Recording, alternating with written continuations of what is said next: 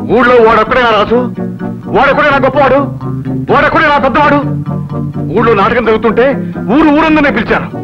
వాడిని పిలిచి పీఠం వేశారు, మహారాజులా కూర్చోబెట్టారు. నన్నొక్కడే వదిలేశారు. ఇది అవమానం కదా?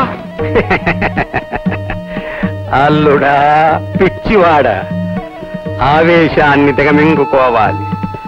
రారాజంతటి వాడే తనకు జరిగిన పరాభవాన్ని గుండెల్లో దిగమింగుకుని కురుక్షేత్ర మహాసంగ్రామానికే నాంది పలికాడు.